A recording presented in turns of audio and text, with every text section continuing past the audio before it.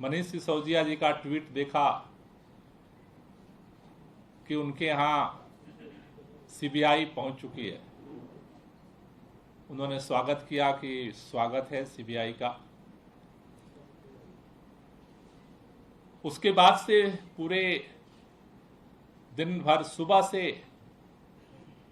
Bharatiya Janata party के अलग अलग नेता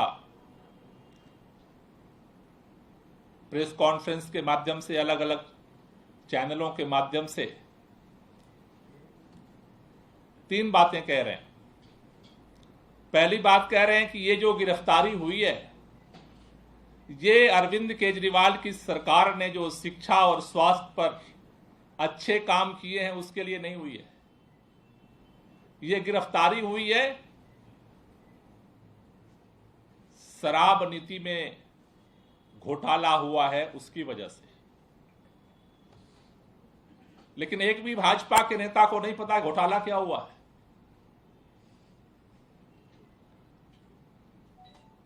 कह रहे हैं शराब में घोटाला हुआ इसलिए जांच केंद्र सरकार ने बिठा दी। अभी मैं सुन रहा था, भाजपा के एक नेता कह रहे थे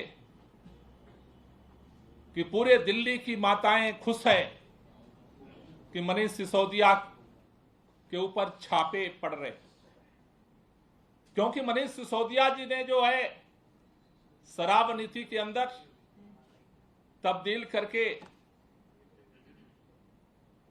उम्र कम कर दी थी। भाजपा के नेताओं को उस दिन इस बात पर शर्म नहीं आई जब गुजरात के अंदर से लगातार खबरें आ रही थीं।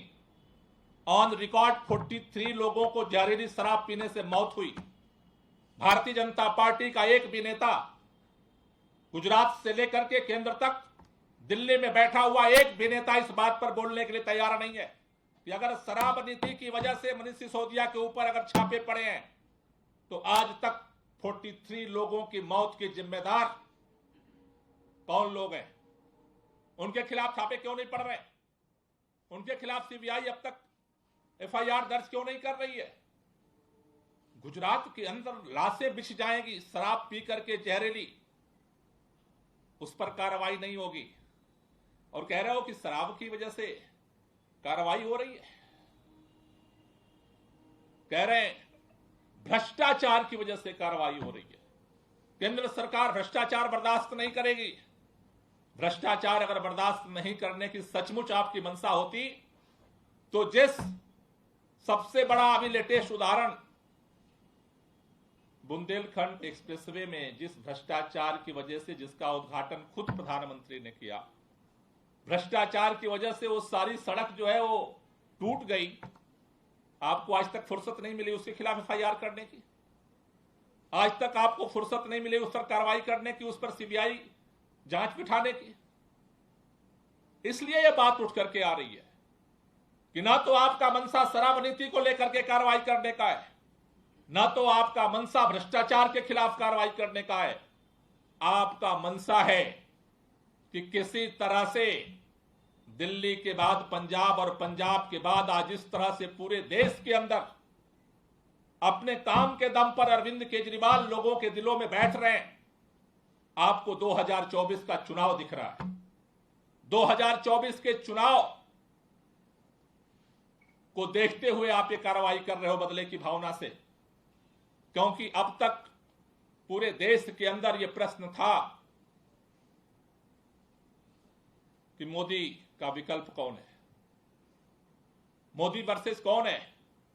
लेकिन दिल्ली के काम ने पंजाब में और पंजाब के काम ने अब पूरे देश के अंदर इस बात को स्थापित कर दिया है लोगों के दिलों में कि 2024 जनता के दिलों में यह बात जग चुकी है कि 2024 का चुनाव मोदी वर्सेस केजरीवाल होने जा रहा है।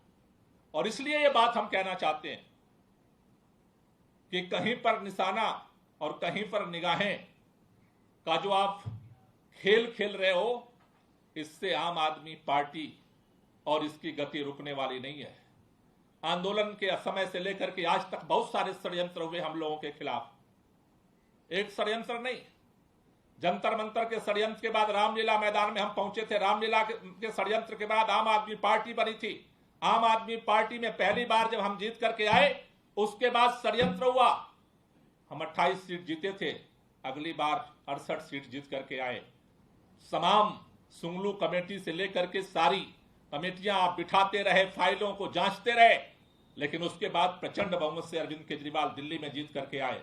और दिल्ली के जीत के बाद प्रधानमंत्री जाकर के कह रहे थे पंजाब के अंदर अरविंद केजरीवाल अलग खालिस्तान राज्य बनाएगा, देश बनाएगा। सारा प्रोपेगेंडा किया आपने, हुआ क्या? पंजाब के अंदर जनता ने दिलों में बिठाया अरविंद केजरीवाल को, और वही डर है जो आपको ये सारे षड्यंत्र करने के लिए मजबूर कर रहा है। लेकिन हम दिल्ली के लोगों से और देश के लोगों से कहना चाहते हैं, हम जिस काम के लिए आए हैं वो काम हम करेंगे। दिल्ली के अंदर मौका दिया, दिल्ली में करेंगे। पंजाब के अंदर मौका दिया है लोगों ने, पंजाब में करेंगे। आप जितना चाहो सीबीआई, जितना चाहो आईटी की रेड, जितना चाहो ईडी की रेड, जितना षड्यंत्र करना हो कर लो।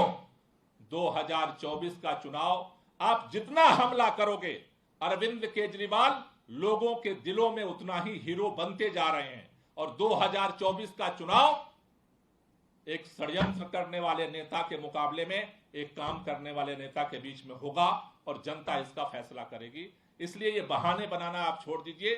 अगर बात करना है तो सीधी बात करो, आंख मिला के बात करो कि हम चाहते हैं कि 2024 से पहले किसी तरह से अरविंद केजरीवाल को जो है कमजोर किया जाए। लेकिन जनता की ताकत होती है लोकतंत्र में।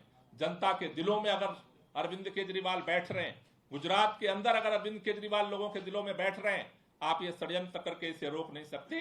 2024 में मोदी बनाम केजरीवाल होगा, षड्यंत्र बनाम लोगों का काम होगा, और इसके मुकाबले के लिए जनता तैयार हो रही है। आप अपने बहाने बनाना बंद करो।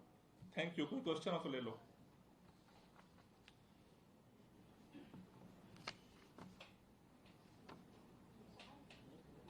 किसी का कोई क्वेश्चन है? No, thank you.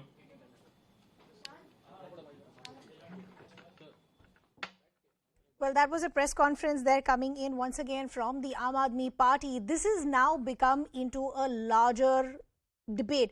Essentially, what the Aam Aadmi Party is now doing is using this as an opportunity to build up to 2024. They're now saying this is a rattled and a frustrated BJP because come 2024, it's going to be Modi versus Arvind Kejriwal. We'll keep tracking all these angles as they develop. We'll continue to chat with our colleagues as well.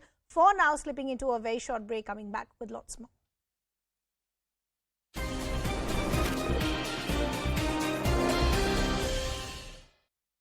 Live from Manish Sisodia's residence, Rupashri is tracking the Aam Aadmi Party's reaction. Ananya